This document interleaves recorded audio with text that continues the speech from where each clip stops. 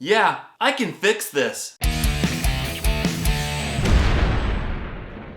Hey guys, welcome back to the Bald Shredder channel, and today we are checking out another guitar from Boya Ziqi. You guys might remember earlier in the year I checked out two other guitars from Boya Ziqi.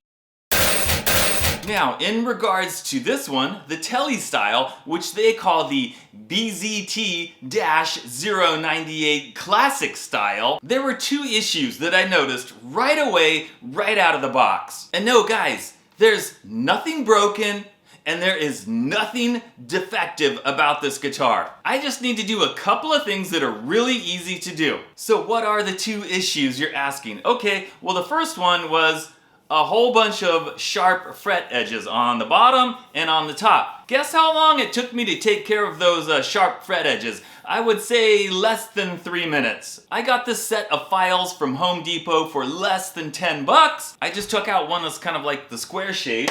Real simple, guys. You find the sharp edges, right? And they were all over the place. Now they're not there, but just to demonstrate, I just took this file, you put it right on the sharp edge at a little bit of an angle, you know, not straight like this. You want to have a little bit of an angle, and you just gently go down in a downstroke. I don't go back and forth. I just kind of go down, down, a couple of times, a few times, and then it's like instantly smooth. So, couple times, and it wasn't every single fret edge, but it was a lot of them.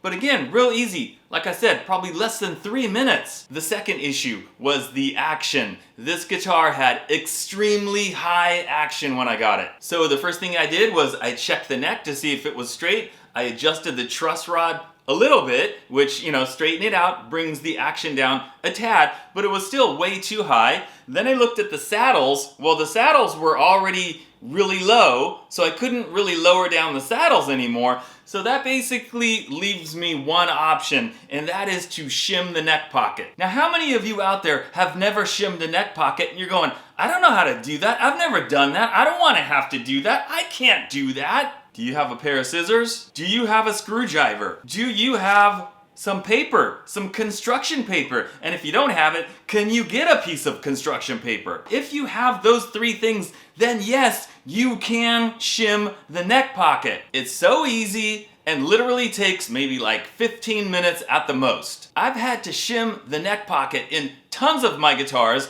It's such a common thing for me that I don't even think twice about it. I've even done it on some of my custom guitars that I built myself because it was necessary to get the action where I wanted it. You know, the angle of the strings was too high. I couldn't adjust the bridge anymore. The neck's already straight. So there's only one thing left to do in that case, and that is to shim the neck pocket to bring the neck up closer to the strings. And that's what I had to do on this guy. Let me tell you the steps in doing it. It's so easy. I don't even take the strings off. Yes, you could take the strings off, but it's not necessary. Step one, I loosen up the strings really, really loose, so they're really loose and floppy. Step two, I loosen the bolts right here with my screwdriver. I don't take them completely out, I just loosen them enough so that the neck will come out. Then I lay it on the floor, I pull the neck out gently and carefully and place it over on the side next to the guitar with the strings all still attached. Check out how I did it. What I've done is I've just taken this construction paper that I have. You know, it's not super thick, but it's definitely thicker than just regular straight white paper. And I just use these scissors right here. That's it. And I cut out 3 of these. 3 little paper shims. If I can separate them. Here we go. 1, 2, 3. Okay, so, you know, you just start by kind of eyeballing it and cutting out a piece that you think's about the same width as the neck pocket, and then you check and make sure, like, you know, the width is okay. If it's a little bit too wide, you just trim it a little bit. And what I'm trying to do, guys, is I'm trying to make it fit behind those back screws. I don't want them on top of the screws. I don't want them past the screws. I just want them to go behind the screws. And then once I get one that's, you know, about that size, then I just use the scissors on each edge to trim, you know, to make the curve to match the shape of the neck pocket there. It doesn't have to be perfect, but, you know, try to get it as close as you can. And because the action was pretty darn high on this one, I've done 3 of them.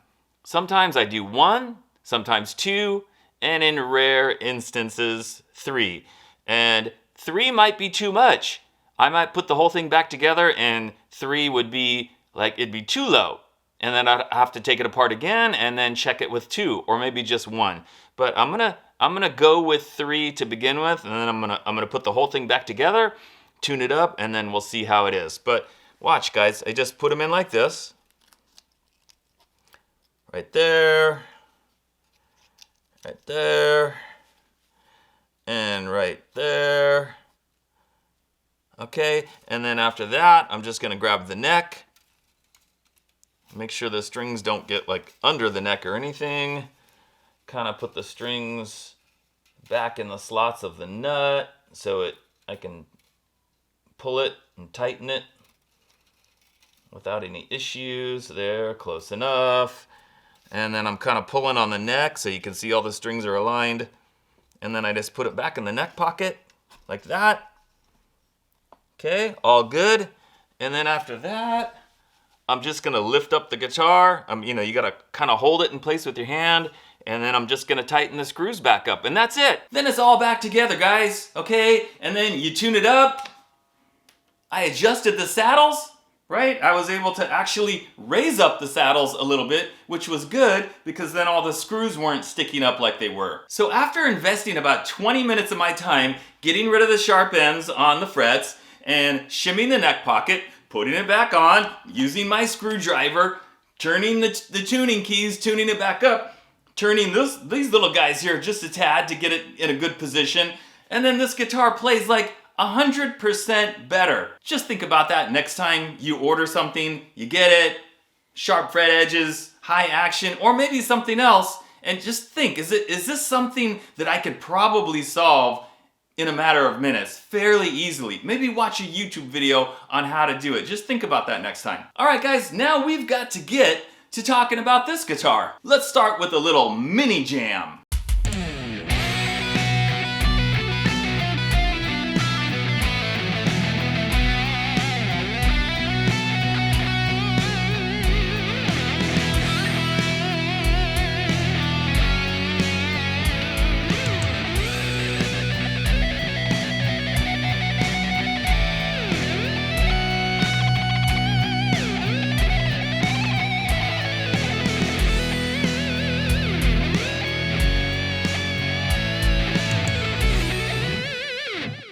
Did you like the way those pickups sounded? I mean, they're single coil pickups in a Tele style guitar. But guess what is the deal with these pickups? These are custom Alnico 5 pickups, and they sound way better than I would expect from a Tele style with single coils. But hey, how about some clean samples? All right, guys, I'm gonna play it clean, and I'm gonna play in all 3 positions. I'm gonna start in the bridge position, then I'll go to the middle, and then I'll go to the neck position.